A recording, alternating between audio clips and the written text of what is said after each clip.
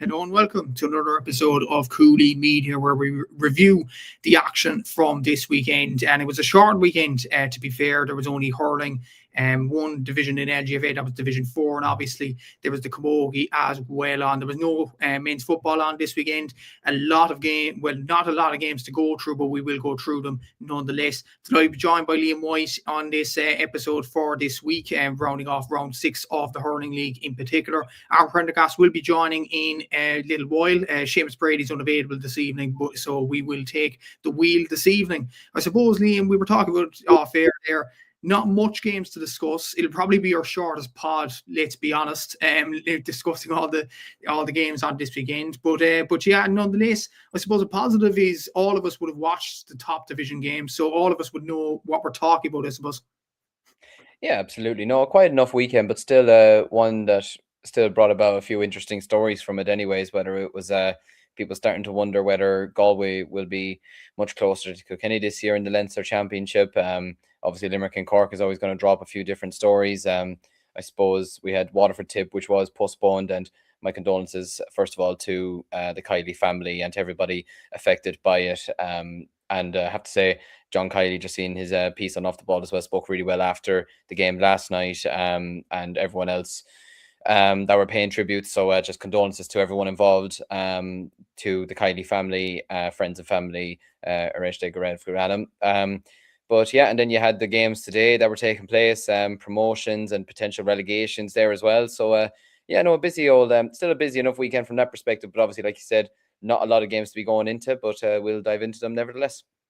Exactly. So I'd like to obviously echo the sentiments you expressed to the Kiley family there on the passing of Benny. Obviously, Mikey is a brilliant hurler, and apparently Benny was at nearly every Waterford game supporting his son, and obviously that is a difficult time for the Kiley family, difficult time for Waterford GA and Abbeyside Bandacorty GA. So wishing all of them my condolences, and everybody in Cúilín Media as well, our condolences to the Kiley family on the tragic passing of Benny. And obviously, it goes without saying, the Waterford Tipperary game, it was the absolute right decision that the game was postponed. That'll be played next weekend with the football action next weekend. Areshte Garev Anam Dealish, rest in peace to Benny Kiley.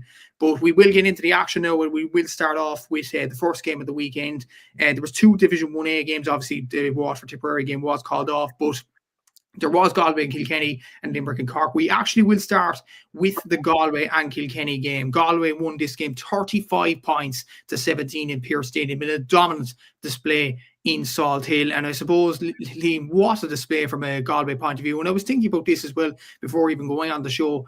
They've played 5 rounds now, Galway, and they've been impressive in arguably every round. Like against Tipperary and Cork, they were very competitive in the first 2 rounds. Against Offaly, they got the job done. Against Waterford, a very impressive victory. And now this game, we'll talk about Kilkenny in a bit, but what a victory for Galway. And they've been absolutely sensational in this league so far. They truly have been. And like, I've probably been Galway's biggest critic of the last year, but it's been mainly because I feel like there is more from this Galway team that we just haven't seen over the last year or two. But this is exactly what I want to be seeing from them, to be honest with you. Like, it is still early days. It is the league. Nobody wants to be getting carried away or anything like that. But that's the Galway that we got used to seeing in the 2010s. And that's the Galway that we want to see throughout the Leinster Championship, competing with Kilkenny. And what was really striking yesterday, and credit to yourself as well with all the stats, the continuous stats, absolutely brilliant that you're doing this every single weekend. I thought doing it for my own club was tough enough. You're doing it every single game, so it's really impressive. But yeah, when you look at the different range of scores that Galway had in comparison to Kilkenny, I mean, Kilkenny, and no fault of his own, got 6 points from play, got 10 out of their 17 points. You look at Galway, Aaron Nyland, Cathal Mannion, Rory Burke, Tom Monaghan, Conor Whelan, Tiernan Killeen, Ronan Glennon, Jason Rabbit, all on the score sheet. And there was a few others as well, but just to name those few off the bat. Cathal Mannion, 6 points from play. Aaron Nyland, 4 points from play. Rory Burke, 3 points from play. And he also had the sideline cut as well, which Shane Lowry would have been very proud of. Tom Monaghan and Conor Whelan, 2 points from play each. You know, like, just a really impressive range of scores from the Galway side. And yeah, it's a sensational performance. They defended really, really well. They didn't allow Kilkenny much space to operate. They were sniffing out the danger as well of the ball going inside to the full forward line, having the man back at every possible opportunity as well, taking their scores as well, running at Kilkenny, particularly Aaron Nyland, he had pace to burn in that game last night. You know, he's really coming to the fore at the moment in that Galway full forward line.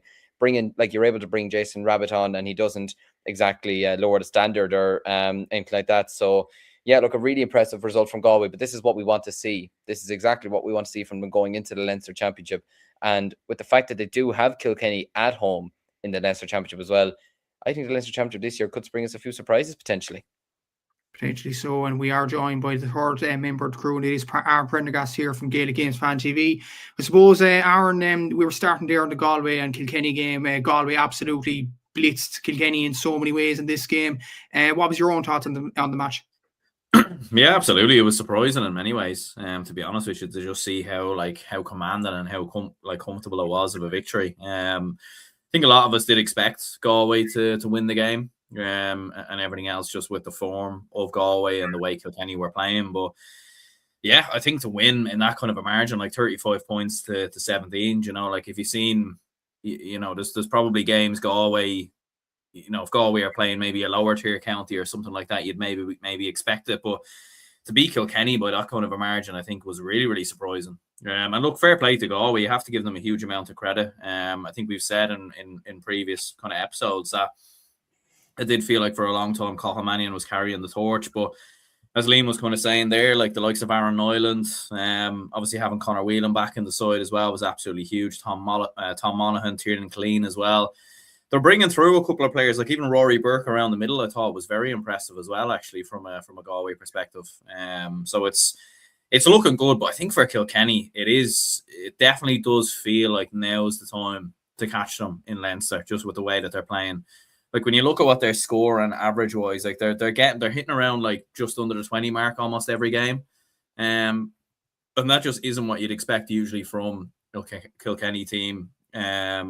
And even like their forwards as well, like they were very, very flat, struggling to create opportunities, struggling to create chances, trying to persist with a passing game that just isn't really working. And I have seen as well on Twitter a lot of people questioning Derek Lyng now as well, and kind of thinking, is he the right man to lead Kilkenny going forward? Like, I think it's an interesting one with Derek Lyng. I think he has done a good job with Kilkenny considering who he obviously took over from. But I've also seen the argument as well. Did he continue on sort of the work that Brian Cody was doing? And now as the years have kind of gone along, like his own ideas that he's tried to implement just haven't really worked. So it is an interesting one. And I think Kilkenny getting relegated from Division 1A would be very unusual to see, to be honest with you. But I think the way things are going, I think you'd have to say it's a possibility. It might be a possibility, all right, look at that result. But if Waterford do lose against Tipperary next weekend, Kilkenny are safe regardless. So they have that safety net, to be fair, but we will see what happens in that rescheduled game next weekend. Wheel of Celtic is saying in here, Kilkenny were missing TJ, Lawler, Butler, Walsh, Murphy and Mullen. As a Galwegian, I wouldn't panic too much if I was Kilkenny person, and I don't think there'd be too much to take from it. Supposedly, I know Wheel of Celtic did mention a few of them players there. There's a lot of big name players, but at the same time, isn't it worrying from a Kilkenny point of view that not enough players are stepping up? As you mentioned there as well, only 6 different scores last night. Owen Cody got 2, Liam Moore got 2, Cian Kenny got 10 points. But that was the only notable scores on the score sheet. That was very concerning from a Kilkenny point of view. And they were never really in the game against Galway. Galway dominated them, and they were against the wind in the first half. That was very, very concerning. Galway were better from the moment the ball was thrown in, to be honest with you. Like, I was down in Kilkenny watching this game, ironically, and I was watching it with a friend of mine who's from Kilkenny, and he was saying himself, if there's ever a year for Kilkenny to be caught in Leinster, it's this year, you know. And like, whether that's against Dublin, whether that's against Galway, I don't think it'll be Wexford or Offaly, as much as optimistic as I'd like to be. And I think it's too soon for Kildare, but certainly Dublin and Galway after last night will be looking at this going, okay, there's definitely a chance this year. And look, excuse me, TJ Reid being out is a big miss, obviously. Adrian Mullen's a big miss. John Donnelly, it's good to see him back, to be fair, and he will add a bit of stability to that forward line. He's always good for a couple of scores. You know, he's one of the most consistent hurlers that Kilkenny have, and for Thomastown as well, he's been a real leader over the last couple of years as well. Excuse me. But, and Mikey Butler being out and everything, and I know Hugh Lawler obviously is just an absolutely humongous miss for them, and so is Billy Ryan, who had arguably his best year in a Kilkenny jersey last year. But you just wouldn't associate it with Kilkenny. Like we've been mentioning it for the last while. There just doesn't seem to be that same sort of conveyor belt coming through in Kilkenny at the moment. Like in terms of a squad, you look at Limerick at the moment and you look at the squad that they have, not even just the starting 15, the squad that they have. You look at the squad that Cork have. You look at the squad that even Clare has and Tipperary. I would even argue Dublin right now have a better squad and Galway have a better squad than Kilkenny. Like you could argue that Kilkenny, even with Limerick or Cork, you could say, right, they might possibly have a better 15 if you put your best 15 out realistically from the county. That includes Hugh Lauder, who's gone, Billy Ryan. Kilkenny could make the argument, sure, but in terms of a squad, they can absolutely not make an argument. To be honest with you, like they're miles behind, in my opinion. So, look, they need to be getting more out of their forwards. Mossy Keown and Owen Cody can only do so much. And I mean, you saw last night with Mossy Keown, he was very quiet last night, didn't score, but he just didn't provide much either. Owen Cody was doing the best he could at times as well. In fairness to Lee Moore, he tried his hardest and he got a couple of scores as well.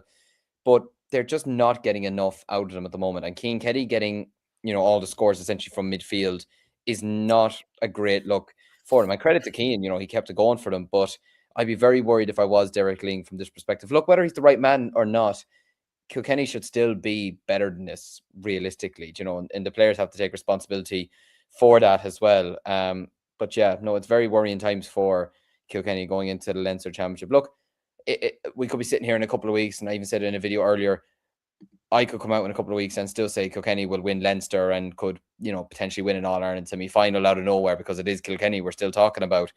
But as in this moment in time, things are looking very, very, very worrying for them, and things are looking very good for Galway. Yeah, it is very concerning for Kilkenny in many ways, and very good for Galway. And I suppose, Aaron, as well, as Liam talked about the number of scores there, another stat that really popped out of the screen. Galway had 51 shots last night. They had 25 points from play. They had a 65% puck of retention rate as well. Like, it was utter dominance. It wasn't just at the scoreboard. Galway were completely the better team last night, like in every aspect of the game. And it wasn't just the fact that they were in Salt Hill. It was just they dominated Kilkenny and they look more exciting. The likes of Jason Rabbit, who came on as a substitute, the likes of even Tiernan Killeen, who was tipping along Tom Monaghan. Even at some stages, like there was a stage in the game, Tom Monaghan could have played in Conor Whelan for a goal. Kilkenny were well open defensively. But do you think it's more down to Kilkenny's struggles, or is it more down to Galway's brilliance at this present moment in time and their consistency, which we haven't questioned about Galway over the last few years? I think it's a combination of both, to be honest with you. And I think that's what makes the scoreline so big. Do you know what I mean? Like, I think if Kilkenny were going well as well, it probably would have been a closer game. Or if Galway were struggling, they might have still won this game, but it might have been maybe a narrow kind of win. But the fact it was so dominant, I said, like 35 points to 17. Like, I mean, to score 35 points against Kilkenny, like, I'd be very curious to know when's the last time, if ever, a team has ever scored 35 points versus Kilkenny. Maybe Limerick did in that All-Ireland final a couple of years ago. But generally speaking, like, that's not something that typically happens. And I know hurling has changed and evolved and everything else, and it's a much faster and quicker game now. But yeah, very, very unusual from a Kilkenny perspective. Like, the amount of space that they're leaving as well. Like, and even from watching the game as well, like the amount of times that Galway men were free and Kilkenny players weren't picking them up. Like, they do seem to be all at sea defensively, Kilkenny, and maybe is it not having Hugh Lawler in there, and maybe that is kind of a big, like, it's not just himself and what he brings to the Kilkenny side, but maybe like his leadership or how he's able to get other players on side or the structure of their defense or something. But as you said, you have to commend Galway because they have really, really improved. And look, I've said it before, I think Micheál Donoghue, for what he did with Galway in his first spell, what he did with Dublin as well, he is a top quality manager. He is a brilliant coach. Things didn't work last year, but it was his first season. It does feel like now, though, he is just starting to get a tune out of his Galway team, and they are playing the way that he wants them to play. And Galway are going about, like, they're kind of coming into the All-Ireland series as well as probably serious dark horses. Do you know what I mean? Because no one's really going to have them in the All-Ireland picture. Do you know what I mean? Just given recent years and everything else. But like, if they can win Leinster, which you'd have to say at this moment in time, they probably are the early favourites at this moment, even ahead of Dublin and you'd have to say ahead of Kilkenny right now. So you'd going into an All-Ireland semi-final then. So it's, Galway could have a very, very, very, very good season. Yeah, exactly. So it is going to be very interesting to see how it all plays out. Peter Griffin saying in here, Kilkenny are the lowest scoring team in Division 1A. That is really, really concerning. He's saying as well, I'd fancy Galway to beat them in 6 weeks' time. Tom Green is saying in here, though, early days yet, wait for the championship. Ryan Gallagher on Antrim is saying the Antrim game put their confidence on the floor. I'm not sure what he's referring to there, but yeah, some very interesting comments there. But to conclude, I suppose Galway were absolutely superb. Kilkenny, there's a lot of work to do. They're still safe enough in the hands that Tipperary play Waterford next week. And if Tipperary win that game, then Waterford are relegated and they've saved themselves. But later in the championship, it will be concerning for Kilkenny. They'll probably make it in the top 3 when you look at the teams that are there. We'll talk about Wexford in a sec. But you'd imagine Kilkenny will make it into the top 3 in the All-Irelands in the Leinster Championship, in fairness. Going on to the second game now and going on to Limerick against Cork, 3-19 to 20 points. Limerick won this game in the TUS Gaelic Grounds. And there was a comment here directed to me, I think it was, and I have to bring it up because, Dara Hayes is saying, Matthew, you're not full chat now, Limerick Hammergy. Dara, I want to know exactly what you actually mean by that. I've been praising Limerick all throughout the last few weeks. I was the opposite with Cork over the last few weeks. I didn't want the hype to be around these players. And but look, again, I'm not concerned about the result last night. I said it in the preview show, and I've said it throughout the weeks. I said it on Red FM to Dan Casey last night as well. I'm not bothered by this result because it ultimately means nothing in the championship. Cork, if anything, we probably needed a reality check that we aren't up to the top level in Ireland this present moment of time. Limerick are up to the top level. And it's better to get this loss now than in July or June. Let's put it that way. Look, I just feel like some of the stuff said on social media about Cork last night was blown well out of proportion last night. Cork are still one of the best teams in Ireland. It was just a league game where they played their second team. Ultimately, I didn't care too much about the results. I don't think any Cork fan cared too much about the results either. Ben said last night that he cared and he wanted to win the game last night. Of course he's going to say that. He said at the start of the season he wants to win every game. He's not going to change that persona by time and things like that. But I'll switch it to you, Liam, before I have an absolute breakdown. I'll switch it over to you, Liam. What do you think of the game last night? I want to see you have a breakdown. This is brilliant Sunday night entertainment. You don't get this on the Sunday game, folks. But no, I do agree. Like, look, it is a league game at the end of the day, and like Cork still had a strong team out, but that's not the team that Cork will have out the first round of the championship.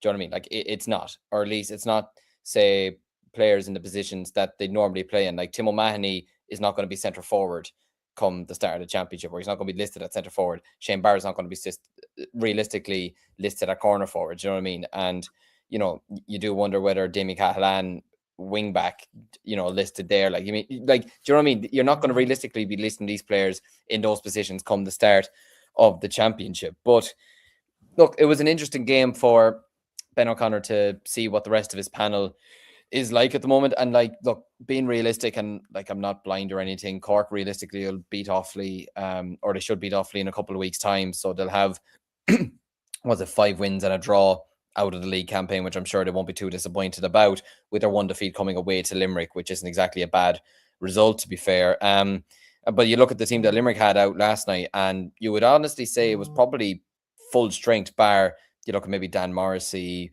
maybe Tom Morrissey at a stretch, maybe Colin Coughlin, who didn't start the game but were brought on. In comparison, like, Limerick had a fairly strong team out last night. But look, credit to Limerick still. At the end of the day, they got the win.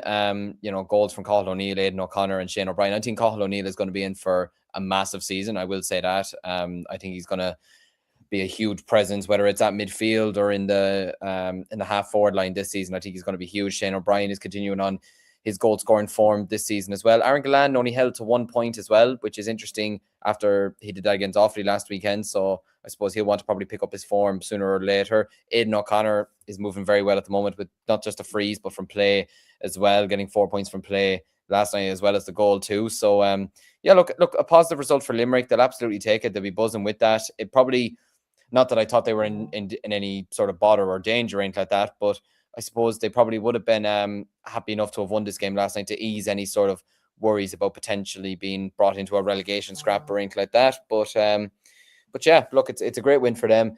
But yeah, like you said, truth is, Munster Championship in Páirc Uí Chaoimh, as well as a potential Munster final or All-Ireland semi-final or final, is realistically what is going to be worrying Ben O'Connor and Cork supporters realistically in a couple of months' time. So I doubt this result will be... I don't think it'll be keeping Ben O'Connor up at night or anything like that, and it shouldn't realistically keep Cork supporters up at night either. It shouldn't, and Dara has replied in the chat, was just having a laugh. Cork, Limerick, I think are the top two teams at the moment. All good, Dara. Thanks very much for that. But yeah, Aaron, I suppose from last last night's game, like, to be fair, we talked about Kilkenny there having a low variety in their scores, and that's why they were outplayed by Galway and stuff like that. Even with Cork struggles, they had 8 different scores last night. Tim O'Mahony was very, very good at the freeze. Tommy O'Connell got 3 points for play. Brian Hayes got 3 points for play as well. As we alluded to there, it wasn't their first team at all. It was probably close to Limerick's first team if you take out David Reid. You'd probably have Peter Casey in place of him. But other than that, that was Limerick's first team last night. So the way the Cork actually squared up to them, especially in the first half, when they could have had a few chances. Like, if Alan Walsh's chance goes in the second half, we could have been talking about a different story here. So, like, it is commendable the way Cork played, but it is even more commendable to look at this Limerick team and the way they recovered from last year's loss to Dublin. They look absolutely scintillating at this present moment. Yeah, absolutely. Like, I think firstly on Cork, yeah, like I didn't really understand all the hate that Cork were getting on social media as well. Like, it felt like, you know, like, it is Cork are going to be in the league final regardless, and no disrespect, Liam, but obviously with the fact they are playing Offaly in the final game, you would expect Cork to win that. I don't care. Yeah, is that why you're going there? Maybe is it just get as far away as possible? Oh God, I'll be in a bar somewhere, probably still watching it, sadly, knowing me. But yeah, anyway, sorry, continue on. Yeah, no, absolutely, yeah. But no, look, I did think Cork played quite well considering some of the big players they were missing, and Dara Fitzgibbon and Sean O'Donoghue and a few others. You know, like Tim O'Mahony obviously scoring 7 points was very good. Tommy O'Connell around the middle was very good as well. And it was just the goals that ultimately did it from a Limerick perspective. Obviously, the penalty from Aidan O'Connor, brilliant early goal, in particular by Shane O'Brien. And, you know, like, in the opening 10 minutes, Cork were doing very well. Like, I think they held Limerick to one score, just a goal inside the opening 10 minutes. Like, that was quite impressive from a Cork perspective. But yeah, like, Limerick are motoring brilliantly now, it must be said.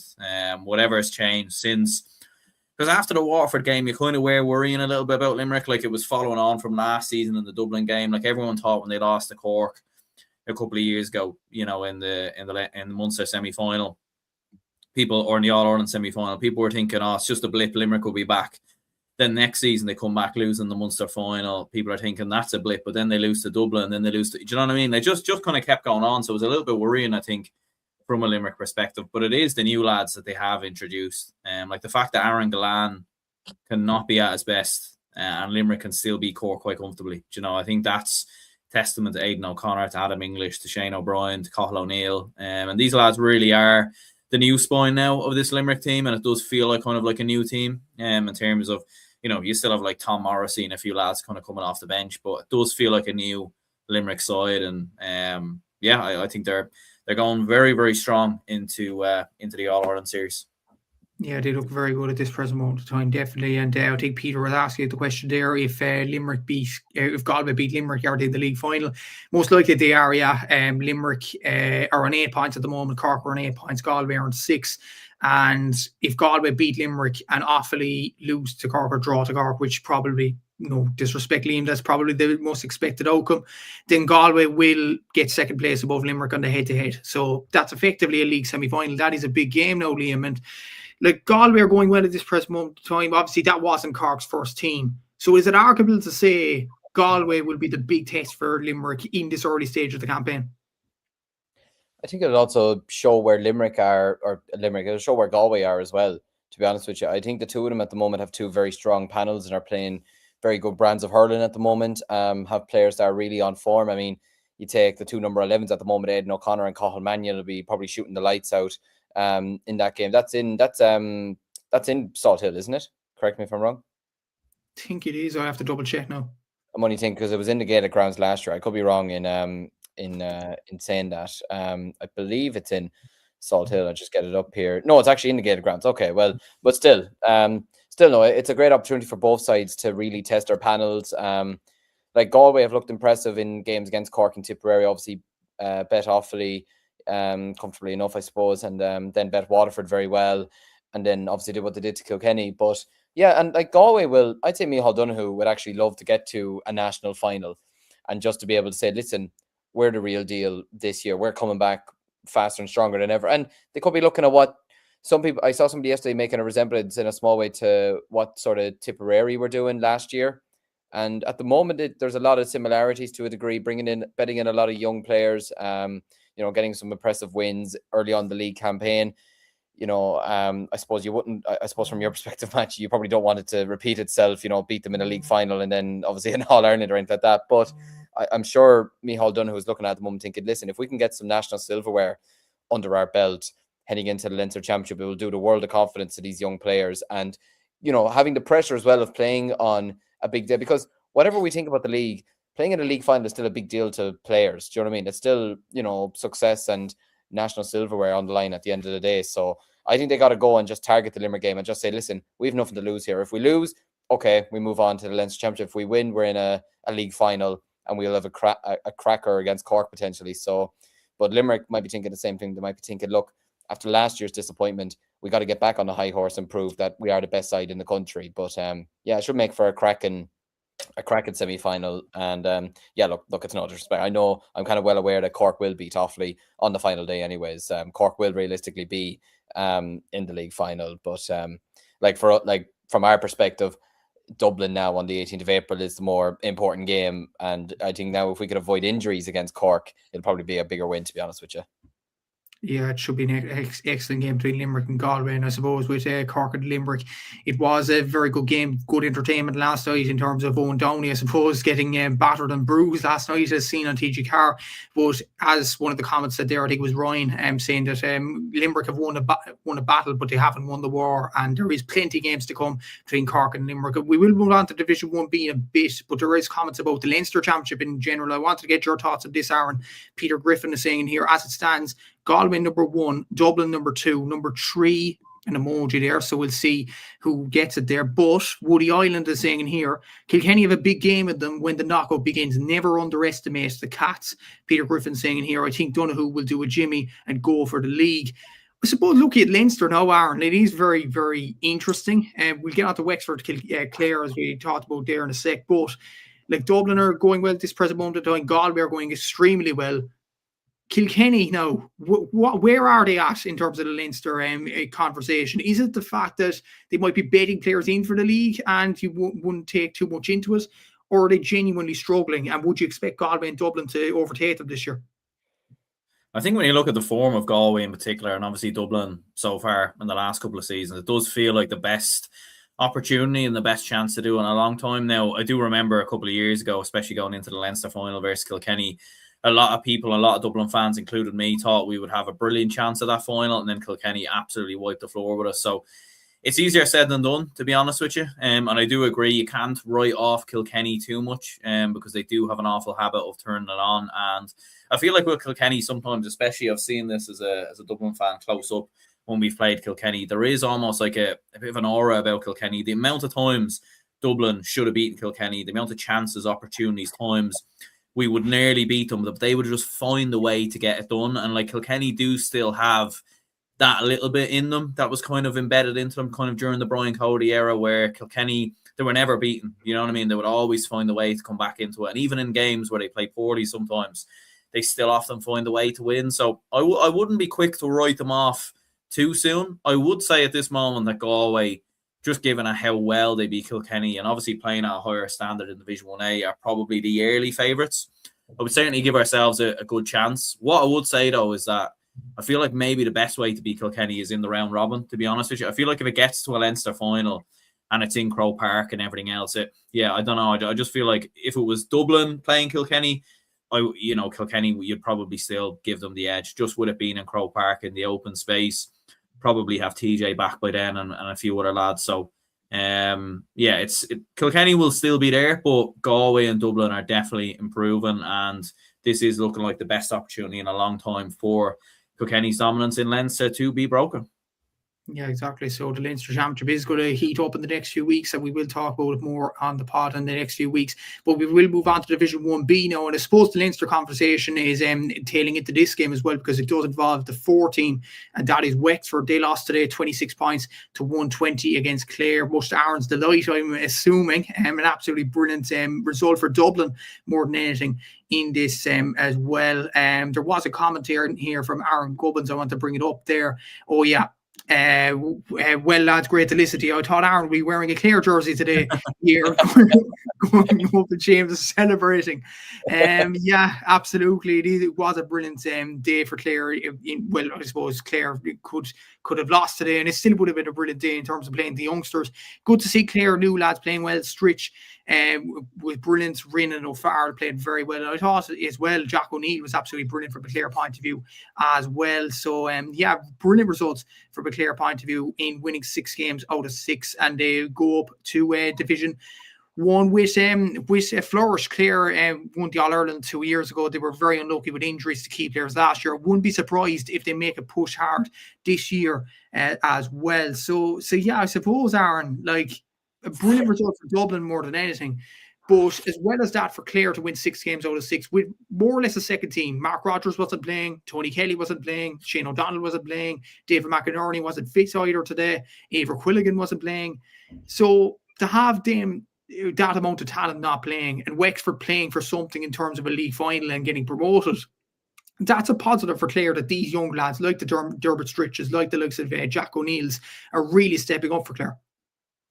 Absolutely, yeah. And just on the Clare jersey, we absolutely will get it on the wall in the background there at some stage. I won't lie though, I might wait till after the league final. I don't know, like wearing a Clare jersey on a weekend where we might be playing, it might just feel a little bit odd. So maybe we might wait until after that game before we do arrange it. But yeah, no, absolutely. Like when I saw the team announced for Clare, I was thinking, geez, like Wexford are going to have a real opportunity and a real chance. And look, they made a bit of a game of it in the second half. Wexford, like when they got the goal, you were kind of thinking, oh, this might be a little bit worrying from a Clare perspective, just given the amount of players that were missing, the inexperience as well.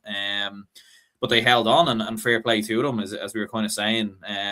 Like Dermot Stritch in particular, hopefully I'm saying that name right. He was very impressive. Like 3 points overall, linking the play and everything else. He was outstanding. Jack O'Neill as well was very good. And although they did have Peter Duggan in a full forward, it was a lot of the kind of newer lads who came in. Sean Rin as well, kind of around the middle, was very good. And Clare were comfortable, and it was kind of a little bit unusual, to be honest, watching the first half, just how comfortable it was from a Clare perspective, because like Wexford really struggled. They struggled to create opportunities, chances. It didn't really feel like a game where promotion was on the line for Wexford. They couldn't really make, they got the goal in the second half, fair enough, but they were just really poor, I felt. They were really poor, like considering the game that was in it, considering the opportunity and the chance that was there for Wexford. They were very sluggish, and I do think it's the same old problems for Wexford. There is, without question, an over-reliance on Lee Chin. He scored 11 points of Wexford's 20. And look, to be fair, Simon Roach has been outstanding. He scored 1-6, and it was a really well taken goal in the second half, to be fair. But yeah, I'm not sure. Like it's a, I know a lot of people are saying the conversation about Dublin, Galway, Kilkenny, and maybe you might be tempted to kind of throw Wexford in the mix. But I think at this moment in time, you'd have to say they're a good bit behind the rest. And I've seen a few shouts even that Kildare could potentially beat them in a couple of weeks. Yeah, I actually wouldn't be surprised by that. In fairness, we'll make that prediction closer to the time. But Kildare look very good, as we'll talk about in just a sec as well. But I suppose, Liam, I wanted to get this stat to you, in fairness, and this was puzzling to me watching Wexford today. As Aaron mentioned, it was a promotion, almost a big promotion tie for them today. Reading this stat off Twitter, obviously, I posted this today. Wexford had 1 shooting attempt from their full forward line today. That was off their full forward Foley, even counted the 2 subs that came. It's out of 5 players to play at the full forward line, only 1 shot. That's very concerning. Simon Roach and Lee Chin took a combined 24 shots out of 34 for Wexford today. Clare, in comparison, had 10 different scores.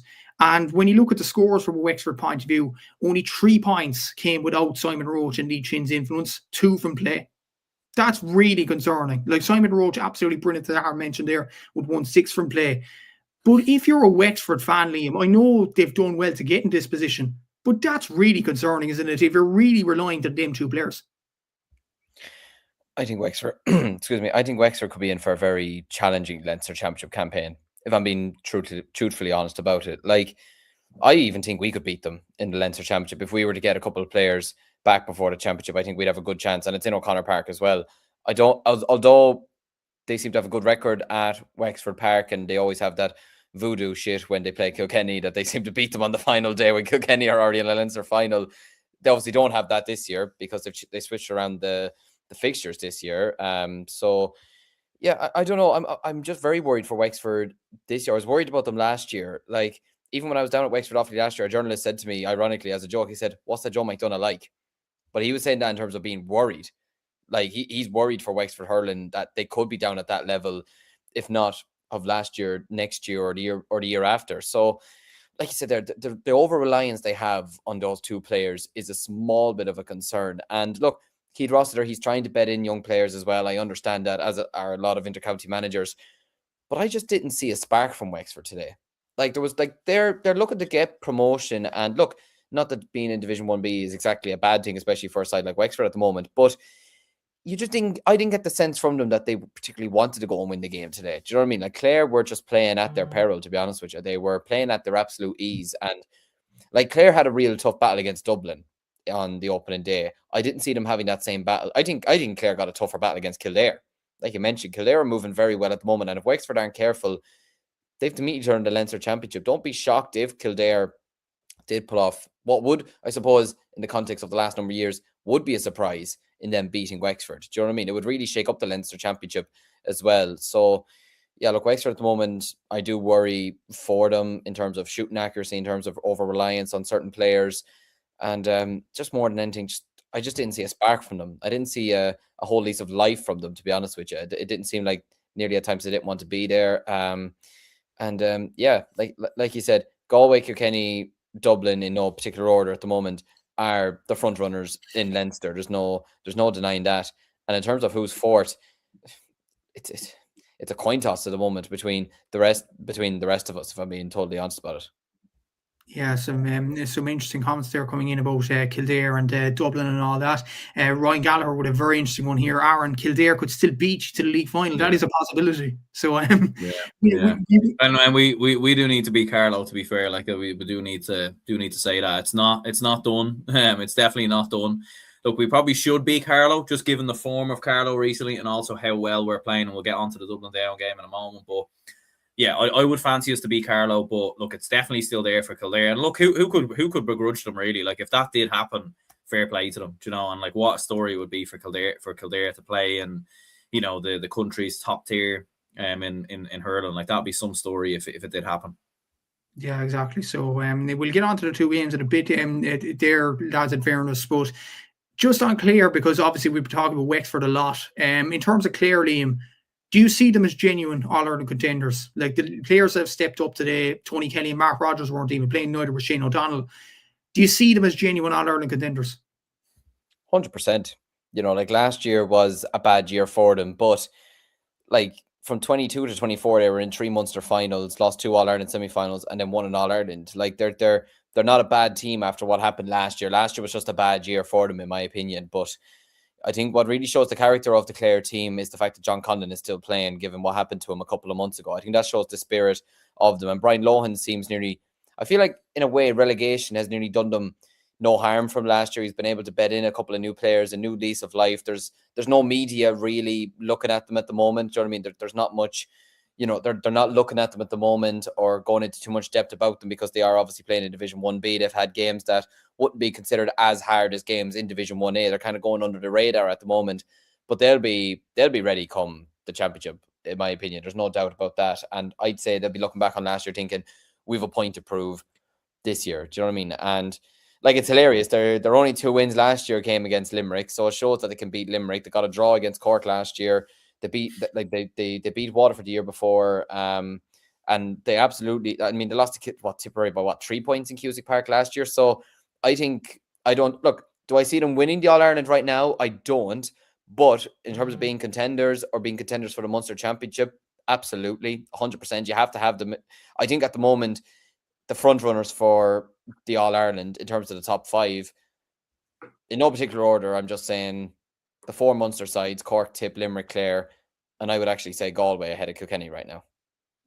Yeah, exactly. So, and just to tie into the Clare comment there, Aaron Gubbins was actually saying that it'd be better for Clare to face against Dublin in the league final. We will get on to Dublin's game next. They beat down 6-32 to 18 points in Parnell Park. Obviously, not much of a point to talk about this one because it was an absolute procession.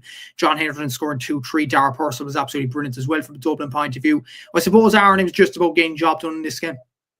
Yeah, absolutely. Like, I wasn't at the game. I was at a christening yesterday, so I didn't get to see the game, unfortunately. But one of my mates who was at the game was just telling me, like, yeah, it was very, very comfortable, really, from start to finish. John Henderson again had an absolute stormer. He scored 2-3, but supposedly he set up other goals as well.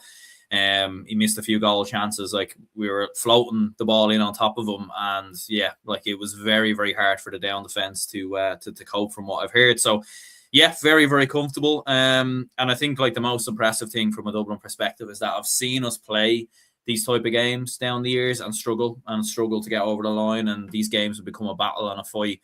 Whereas now, when you look at what we were able to do versus Antrim and in this game versus Down, like, we are getting a lot better at winning these games comfortably. And I think that's just a testament to how good Dublin hurling seems to be at the minute. Yeah, it was an absolute brilliant victory from a Dublin point of view as well. Well down, the relegation isn't confirmed yet, but it is most likely Down will get relegated after the Ulster Derby against Antrim in round 7. The final game, obviously, Division 1B, Liam, Kildare, brilliant victory over Carlow, 322 to 119. And amazingly, a lot of people are talking about Kildare preserving Division 1B status, which is a fantastic achievement anyway. But they're still in the promotion conversation if things go their way. If they beat Wexford and Dublin lose to Carlow, I'm not saying exactly will happen, but Kildare are getting promoted. It's a remarkable story. Merce Curtin with 1 goal and 2 points. As Liam, as Peter mentioned there, Kildare is a hurling stronghold. I think, look at this now, Kildare is a hurling stronghold. Will definitely do better than the footballers. Kildare hurling is definitely in a strong place at this present moment in time. David Qualter getting 10 points as well from a Kildare point of view. But Liam as well, the most brilliant thing from a Kildare point of view, look at the team sheet. Jack Sheridan wasn't there because he was suspended after his red card against Down, and they still beat Carlow relatively comfortably. Kildare hurling, you have to take them seriously now if you haven't already. Oh, absolutely. Like, I think we say right Kilkenny off at your peril, right Kildare off at your peril at this stage. Like, they were, like, the scoreline doesn't even do justice to them. They were 219 to 9 points up at one stage. Do you know what I mean? And, like, against a Carlow team that on their day can absolutely give a game to absolutely anybody. Okay, they struggled against Antrim, and look, I think they will struggle against Dublin next weekend. But, like, Carlow are still the team that have the likes of Chris Nolan there. They've Jack Tracy, Marty Kavanagh, who I know got 2 yellows in this game and was sent off eventually. But this is just another step in the Kildare progression. Like, they got promotion from division or from the Christy Ring up to the Leinster Championship, like, straight away. If they get promotion from Division 2 right up to Division 1A, that'd be a remarkable story. And right now, I do think they're going to have a better season than the footballers. I 100% think that at the moment, just given the way they're hurling at the moment compared to how the footballers are motoring at the moment, it absolutely is a possibility. And it's a possibility that they go and beat Wexford in the final round as well. And you look at their fixtures as well in the Leinster Championship, they host Offaly. They could easily beat us. Like, that's not going to be a simple game for us in Connaughton Park come the end of May. They'll absolutely fancy their chances against Wexford. I don't think they'll beat Dublin, but they'll certainly give them a rattle. There's no question about that. And then, look, I think they're still a bit off Kilkenny and Galway at the moment. But no, it's, I have to say, really impressed with Kildare at the moment. Brian Dowling is doing a superb job with them. And like you mentioned there, not having Jack Sheridan today and still scoring 322 is very, very impressive. But at the same time, you got to give them credit for the players that they do have. David Qualter is a superb corner forward. Keegan at centre forward is savage as well. Colin McCabe is a player I really like the look of as well. And obviously you have the Borns at the back. Paul Dolan as well, scoring 4 points at wing back as well, is very, very impressive. But yeah, it's Kildare are moving very, very nicely, and promotion to Division 1A. Look, I don't see it happening. I do think Dublin will have too much for Carlow next weekend anyways. But if Kildare could scrape even a top 3 finish or top 4 finish, it's serious progression. And they'll still get good games next year. Like, you'll have one of, in the end, like if they're in Division 1B next year, you'll still have, one of Wexford or Dublin to play against. You'll have Offaly coming down, and then you could have one of Kilkenny at the moment, Waterford, Tip, one of those games. So it's unbelievable. Laois promoted today. That'll be a good game for Kildare to get as well. So things are moving very, very well for Brian Downing at the moment. They look absolutely sensational at this present moment of time. And I know, Aaron, yourselves would be expected to beat Carlow, and Carlow are in a tricky predicament themselves, obviously fighting relegation. But even for Kildare to be in the promotion conversation for Division 1B with Dublin, Wexford and Clare obviously top as well, but they competed well against Clare and Newbridge. This is a remarkable story in many ways as well from a Kildare point of view. And Brian Downing, the manager, deserves a lot of credit. He absolutely does, yeah. It's been an incredible job from last season, like winning the Joe McDonough to all the way to now. And they're unearthing new players into the team. Their squad as well, the depth of their team is very, very strong. And especially when you look at the trajectory of Kildare hurling, and especially the way Wexford are going at the moment, like it's certainly not out of the realms of possibility that Kildare beat Wexford in a couple of weeks, but possibly also in the Leinster Championship as well. And I think a lot of people at the start of the year probably would have had Kildare nailed on to be relegated from Leinster, but I think now, I don't think they are. I think they've given themselves a real chance of being in the conversation to not be relegated, in regards to that. Yeah, they're going very, very strong. Like I said previously, when I saw them close up in Parnell Park, I was a little bit worried for them. But I think it's clear now that Kildare probably were waiting until after that game before they would play their best stuff, because ultimately the games kind of following that were ultimately the games that were more important from a Kildare perspective, and they're going very, very strong. And yeah, the fact that they are in the conversation is massive testament to the management. He's exactly, no doubt about it. Dan O'Mara is a powerhouse in midfield. Like Peter's listing all the brilliant players from a Kildare point of view. Colin McCabe getting a brilliant goal as well today, and Darragh Goring as well. So yeah, what a fantastic win for Kildare, and they are on the rise. There's no doubt about that. We're going to go through the rest of the hurling leagues quickly, lads. So I will give you a league each. So I'll start with you, Liam, on Division 2 in their rounds 5 or round 6 games, that should be. So Laois beat Bee 28 points to 11. That confirmed Laois's promotion back to Division 1B. Bee, they're still in the promotion conversation, but a difficult defeat to take for them. Westmeath beat Derry 120 to 313 with David Williams hitting 110. That means Derry are relegated to Division 3. And Kerry beat Mayo quite comprehensively, 624 to 15 points. That means they're in second place in the table. Westmeath are also in 7 points in second place. So Kerry and Westmeath look like they're battling it out for second place in the division. Oisin Mansell got 2-6 from a Kerry point of view as well. So yeah, good result for Kerry, good result for Westmeath. And Laois are back in 1B. Yeah, I suppose just to go through Kerry Mayo, first of all, look, it was probably a result that you expected. Kerry are still a good bit ahead of Mayo at the moment. It's good to see Kerry back winning hurling games at the moment, considering the level that they had been playing at over the last couple of years. So for them, massive boost in terms of, more than anything as well, scoring difference, which this could all come down to at the moment. And Kerry are well ahead of Westmeath at the moment, I believe, as well, in terms of scoring difference. I think they're like 50 odd ahead of them or something like that. So that's a significant result for them. In terms of the other two, it was funny because I called into work briefly just earlier today and was chatting to Jerry Russell, who was doing a commentary for us on Midlands 103, and he was saying himself, 68 minutes, nothing happening, and then the last 5 minutes, an absolute goal fest, like it was the World Cup final. Like, just there was a goal came from Micheál McGrath, and then a goal came from David Williams. You're thinking, okay, that's game, set, and match.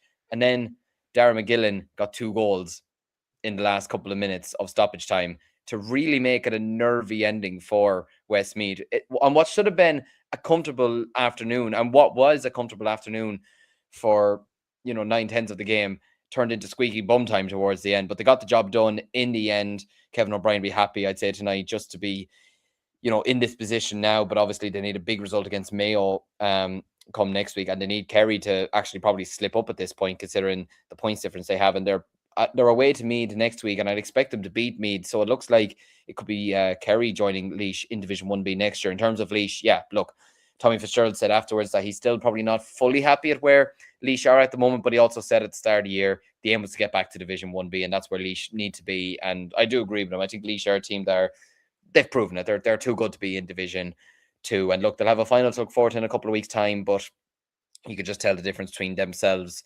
and me today, to be honest with you. Like, I'd say if they had to go up another gear, I don't think it would have been too much of an issue for them, to be honest with you. But yeah, look, Laois motoring very well. Tomas Keys is in good form at the moment. Killian Dunn's in good form. They had Owen Riley, who was starting to goals today. I believe it was his first game in 10 or 11 years for Laois today as well. So congratulations to him on that. It's a great achievement for any man to, be able to play for their county, and especially after a long time. Aidan Corby, who I've been very impressed with over the last couple of years, not just for Laois, but for Clough Balacolla as well. Got 4 points for midfield. So yeah, solid win for Laois. They'll be happy to back up in Division 1B, and I'm looking forward to beating them next year. Exactly. So there is comments in here about the passing of Mikey Cawley's father, Benny, as well, passing on their condolences to Mikey. Myself and Liam did talk about that at the start of the show, offering our condolences to the Cawley family. I suppose, Aaron, do you want to offer condolences too? Yeah, absolutely. Yeah, definitely. It was very sad kind of seeing the news kind of trickle through, and obviously the game getting postponed between Waterford and Tipperary. So absolutely, yeah, pass on my thoughts and messages and everything else to the Cawley family. Exactly. So, and yesterday Greva on indeed there as well. Looking at Division 3 there for the weekend's games, Roscommon beat Fermanagh 5-18 to 222. They're nearly promoted, but they aren't promoted just yet because of the results just here. Wicklow 21 points, Donegal 14 points. So Wicklow keep the promotion race very much in the balance with Podge Doyle scoring 11 points and Jack Feening getting 3 points. That means Roscommon are on 9 points. Wicklow are on 8, Donegal are on 8 as well. So it is a very interesting promotion battle there from that point of view. In terms of the relegation battle, Armagh and Fermanagh are relegated for Division 3. That was after Fermanagh. Well, Fermanagh were already relegated in spite of the results today against Roscommon. But Armagh's fate was sealed yesterday as they lost to Tyrone 3-22 to 11 points. Third of Mullen, the star there for Tyrone with 1-4. I suppose, Aaron, Roscommon, Wicklow and Donegal in a promotion fight. Wicklow getting a crucial win over Donegal today. Roscommon, that's in the mental game in beating Fermanagh as well, with Armagh and Fermanagh getting relegated to Division 4.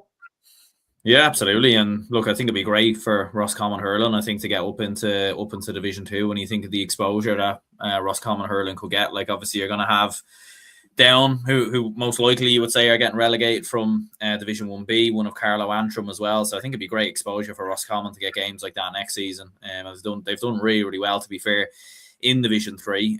But as you said, yeah, the win for Wicklow versus Donegal very much does shake it up. Obviously, Donegal play Roscommon as well on the final day.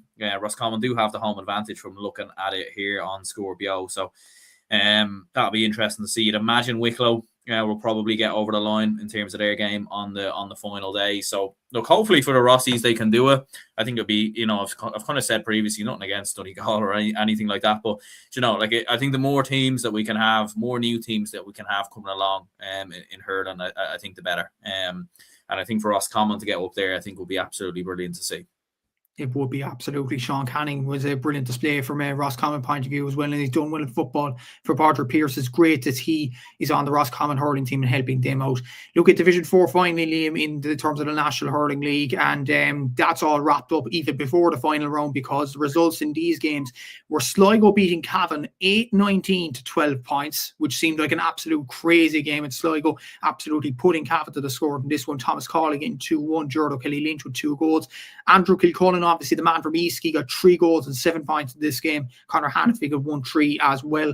Warwickshire Longford drew 16 points to 113, but that result didn't matter. Longford are also promoted with Sligo to Division 3, so Longford and Sligo will contest that final. And Leitrim and Lancashire, Leitrim won that game to finish off their league campaign 228 to 15 points. So Sligo and Longford are promoted, Liam, and what a result there from the Sligo point of view over Cavan, who are decent enough hurling side. Yeah, that one's really surprised me, seeing that score yesterday. Like, not in terms of Sligo winning the game, because I think we all predicted that earlier in the week, but just in terms of scoring 8 goals. Like you said, I wouldn't have expected that from Cavan to be conceding 8 goals. But look, Sligo for me are a team that should be playing in a higher division anyways, and it's no disrespect to the teams down there, but I think Sligo, like especially with the Eastkey players that they have at their disposal, they are a team that should be playing in minimum Division 3. And look, they should be a team that next year should possibly even try and get promotion even up to Division 2. Like, you know, the more teams, like Aaron says, we can get up to this level will only make hurling even better. And especially I would love to see, look, not just bringing these out. I know obviously Andrew Kilcullen had a very good game, as well as Thomas Cawley. I hope I've said it. I don't know if it's Tomas or Thomas, whichever one it is. But I would love to see the O'Kelly Lynches get a chance to play at a higher level as well. I can remember when Offaly played Sligo a couple of years ago, and the O'Kelly Lynches were absolutely sensational. We were looking at these two players thinking, geez, like these are lads that could play at the absolute highest level. If they went to any other county in the country, they'd fancy their chances of getting into teams. So, and another player, Conor Hannafy as well, who got 1-3 as well. So, look, I would love to see Sligo playing at the highest level possible. And for them to put out that sort of statement against Cavan is really, really impressive. Good for Leitrim to round off their campaign with a win as well. I know it doesn't mean anything for them ultimately now in the end, considering they've played all 6 of their games. But they've won 4 and lost 2, so it's not a bad record for them to have. But yeah, congrats to Sligo and Longford. They'll be replacing Armagh and Fermanagh. And yeah, hopefully it'll be a positive year for them come next year in Division 3. Exactly. So congratulations to everybody involved in Sligo and Longford, and hopefully it'll be a good league final there as well. So that is the National Hurling League wrapped up. We will go on to the Camogie now in Division 1A. There was no Division 1B games this weekend, so we'll stick with Division 1A for now. That is the first game, obviously, Cork beating Kilkenny 115 to 9 points in St. Lachlan's at Freshford. I suppose, Aaron, this was, I wouldn't say a complete shock, because we knew Cork would snap out of it sooner rather than later after 2 losses in the first 2 games. But a few key players came back for this one. Saoirse McCartan, in particular, from St. Finbarr's hitting 6 points. Orla Callahan hitting 1-1 as well. And they really put a Kilkenny team that were flying up until now. They won 2 games out of 2 to the sword away from home. It's a brilliant result from a Cork point of view. And when you think about it, Aoife Prendergast got 7 points from a Kilkenny point of view. Only 2 came without her. That's a very good performance by Cork. Is it too soon to say they're back into form now? Well, I think it was always one of them things with some of the players that they were missing. Like once they started getting some of those players back, like what you said with Saoirse McCartan, you would expect Cork to kind of rise up through the ranks. They haven't become a poor team overnight or anything of that nature. Like, let's not forget, Cork were the undisputable favourites for most people going into the All-Ireland final versus Galway. And we were saying, it's going to be 3 in a row and everything else from a Cork perspective. And yes, they have lost a couple of those players, but there was still always once they got a few of those players back, they were always going to be, back to, closer to the level that we expect of Cork. I think the big thing was we didn't probably expect those players to come back for this game. And obviously Kilkenny, to be fair, have been going very, very strong themselves in the league. But I think it was one of them for Cork just after the opening 2 defeats and how the league started, staring down the barrel of relegation. I think they needed a response. And as you said, they absolutely got that with Saoirse McCartan scoring 6 points. Hayley Ryan was very impressive as well. Orla Callahan scoring 1-1. So very, very good result from a Cork perspective. Like, disappointing for Kilkenny overall. Aoife Prendergast scoring 7 points there of Kilkenny's 9. So a little bit disappointing from their perspective. But look, they've had a fairly decent start to the league so far, so I don't think they'll be too disappointed. But yeah, massive win for Cork. And it just, like even looking at the league table there, like you've got 4 teams all with 3 points. So I think the relegation battle is going to be very, very interesting in Division 1A. And potentially the race for second place as well, with Kilkenny on 6 points. Like, it is very, very hot at the top of the table and the bottom of the table. And this was another game included in that kind of mini league. Tipperary and Galway. Galway went to the Ragleam and beat Tipperary 113 to 12 points. And I heard on the commentary team on the Camogie Association's YouTube channel as well that Tipperary's record in the Rag against Galway in particular was very, very good. And it is a very difficult place to go. For Galway to win their first game, I know, again, like Cork, it's a bit overdue, but I suppose to win in the Rag the way they did by 4 points, Aoife Donoghue getting a crucial goal in this game in the first half, I believe. Carrie Dolan getting 7 points, Shannon Corcoran hitting 3 points. It was a very good win from a Galway point of view and a confidence booster, I suppose, for the season ahead. Yeah, absolutely. No, and I think the one thing we mentioned the other day was we wanted to see Galway having a bigger spread of scores in comparison. Obviously, look, after what happened to them against before the Waterford game, you can kind of understand why they might not have been fully at the races in that game. But you'd have wanted to see a bigger spread of scores, and that's exactly what they got.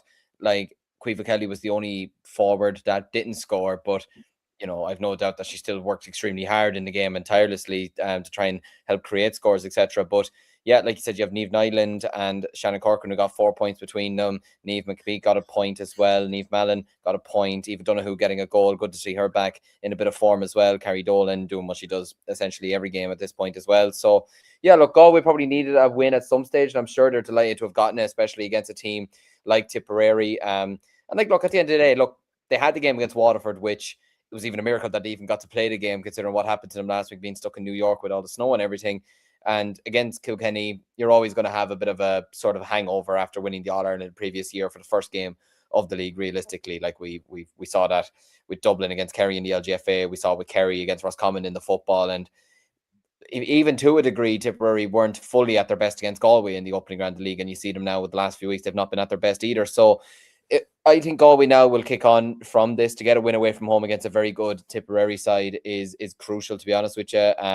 And look, Tip would still take positives from this game, only losing to the All-Ireland champions by 4 points. I know it's at home and everything like that, but at the end of the day, the league is still about trying to bed in new players and seeing what their players are like and building up fitness as the year goes on. And like you mentioned, it'd be interesting to see who does get to the final at this stage. Waterford are sitting in a very, very good spot. And Galway, I suppose Galway, look, I don't think they're realistically getting relegated, but might just ease their worries a small bit. Had they lost this game, they'd be stuck on 0 points after 3 games, going into some tough fixtures again. So I suppose just to even ease their nerves a small bit, I'd say they're just delighted to have gotten off the board.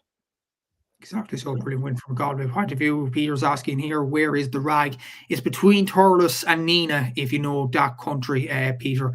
Porter saying here, near Thurles, but in Drummond Inch Club, Séamus Canada country, absolutely, but it is on the road between Neenah and Thurles. So another kind of solution there is get out Google Maps and see where it is.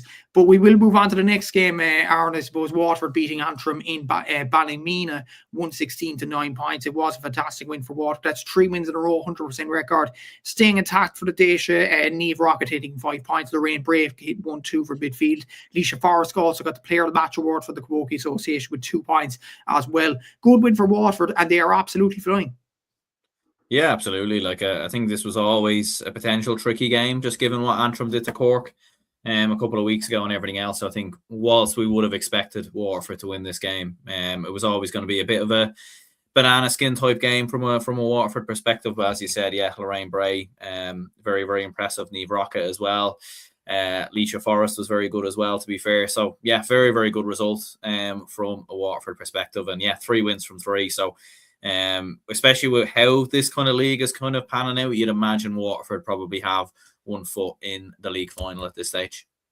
Exactly. So, and yeah, it's a fantastic game action to look forward to in the Camogie Leagues in Division 1A as well. Just running through the results of the remaining leagues in the Camogie. So, in Division 2A, Laois beat Carlow, a rivalry there, 211 to 2-9. Kerry beat Westmeath 10 points to 8. While Meath got the better of Derry, 212 to 111. Look at Division 3A, Roscommon beating Wicklow 315 to 6 points, and Armagh getting the better of Tyrone 411 to 210. And looking at Division 3B, Louth beating Donegal 6 goals and a point to 7 points. That was a bit of a weird scoreline there. And Mayo beating Monaghan 113 to 7 points in that game. So that's the Camogie wrapped up. And there's one more code, and that is the LGFA League, and that is Division 4 in the LGFA League, which was wrapped up today in terms of the league stage. Well, both of them one game. Offaly and Longford was postponed a few weeks ago, and that still has to go ahead. The results in today's games: Carlow beat Leitrim 2-6 to 11 points. Sligo got the better of Wicklow 217 to 111. Offaly beat Derry 314 to 18. While Longford beat Kilkenny 319 to 15. So the promotion semi-final matchups are Carlow, who finished first, will come up against Offaly or Longford, whoever wins that game in the remaining game that was postponed. And Leitrim will come up against Sligo in a Connacht derby that's second against third. And the winners of those 2 games will be promoted to Division 3. I suppose, Liam, I have to ask you about this because Offaly are in the midst of this promotion battle. Offaly are playing Longford in the final game. Would you expect them to get over the line? And if they do get over the line, will it be a difficult task of beating Carlow? Because I think they've won all their games in the league, which is a brilliant achievement.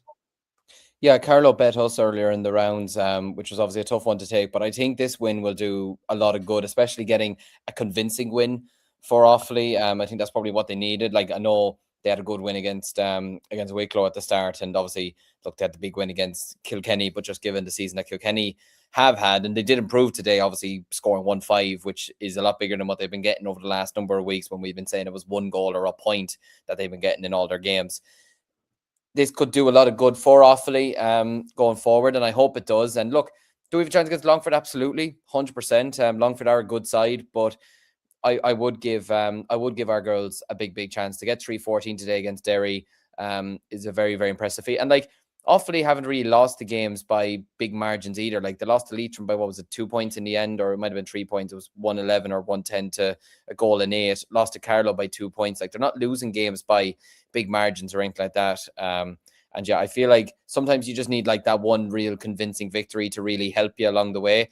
And I really hope this does it for the girls, because they're a very good, honest bunch of players, and they're doing everything they can to try and get themselves back up the divisions after what was essentially a torrentious year in 2025 last year. But things seem to be motoring along very nicely at the moment, and hopefully now they can get themselves promoted back up there and get themselves a nice semi-final to look forward to.